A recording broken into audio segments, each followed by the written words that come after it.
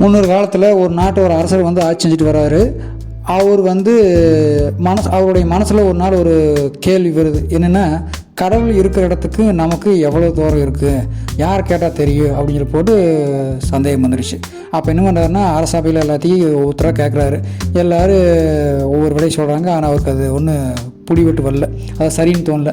சரின்னு சொல்லி போட்டு அப்படியே அந்த அரசாவை விட்டு வெளியில் வந்து யாராவது இருப்பாங்கன்னு சொல்லி போட்டு தொலைவி கேட்கலான்ட்டு வர்றப்போ ஒரு பெரியவரை சந்திக்கிறாரு. அந்த பெரியவர்கிட்ட கேட்குறாரு. பெரியவருக்கு வந்து எல்லா மரியாதை கொடுத்து கேட்குறாரு. அப்போது அந்த அரசர்கிட்ட சொல்கிறாரு. அரசர் சொல்கிறாரு, கடவுள் எவ்வளோ தூரத்தில் இருக்கிறாரு உங்களுக்கு தெரியுமான்னு சொல்லி கேட்குறாரு. ஏன்னா அவருக்கு தெரியுங்கிறது இவருக்கு தெரியும். அப்பேற்பட்ட ஒரு மிகப்பெரிய ஒரு துறவிக்கிட்ட அவர் கேட்குறாரு அந்த பெரியவர்கிட்ட. அப்போ அவர் சொல்கிறாரு, கடவுள் வந்து நம்ம கூப்பிட்ற தூரத்தில் தான் இருக்கிறாரு அப்படின்னு சொல்லி சொல்கிறாரு. அப்படின்னா கடவுளை அழைச்சா உடனே வந்துடுவாரா அப்படின்னு சொல்லி போட்டு கேட்குறாரு.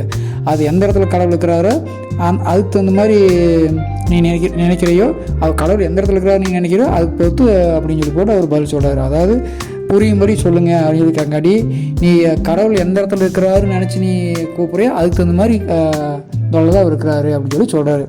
சரி, அதை விளக்கறதுக்கு ஒரு விஷயம் சொல்கிறார். என்னென்னா, மகாபாரதத்தில் துரியோதனன் வந்து சபையில் பாஞ்சாலி வந்து துன்புறுத்துறப்போ பாஞ்சாலி அதாவது திரௌபதி துன்புறுத்துறாங்க. அப்போ வந்து திரௌபதி கிருஷ்ணன் வந்து அழைக்கிறாங்க. அப்படி அதாவது அழைக்கிறப்போ வைகுந்த வாசா என்னை காப்பாற்றுங்கிறாங்க. அப்போ கிருஷ்ணர் வரல. துவாரகை தானே கிருஷ்ணா ஊர். அப்போ துவாரகாபுரி வாசா என்னை காப்பாற்றுங்கிறப்போ கிருஷ்ணன் வரல. கடைசியில் அந்த அம்மா என்ன பண்ணுச்சுன்னா, அதாவது ஹிருதய கமல வாசா காப்பாற்று அப்படின்னு சொல்லி போட்டு சொல்கிறாங்க. அப்படின்னா என்னுடைய இதய தாமரையில் வாழ்பவனே கிருஷ்ணா வந்து உடனே அருள் புரிய அப்படின்னு சொல்லி போட்டு கேட்குறாங்க, கூப்பிட்றாங்க. அப்போ தான் வந்து உடனே கிருஷ்ணன் வந்துட்டார். அவருடைய துன்பத்தை வந்து நீக்கிறாங்க. அப்போது கடவுள் எவ்வளோ தொலைவில் இருக்கிறாரு அப்படின்னு நீங்கள் நினைக்கிறீங்களோ அந்த நினைப்புக்கு தகுந்த மாதிரி தான் அவர் இருக்கிறாரு. உடனே வந்து அருள் புரிவார். எந்த இடத்துல இருந்தாலும் அவருக்கு கேட்கு. ஆனால் உங்கள் உள்ளத்திலேயே கடவுள் இருக்கிறாரு அப்படிங்கிற நம்ம முதல்ல உணர்ந்தோம்னா அவர் நம்ம கூடயே இருக்கிறாரு அப்படிங்கிற தெரிஞ்சுட்டு நமக்கு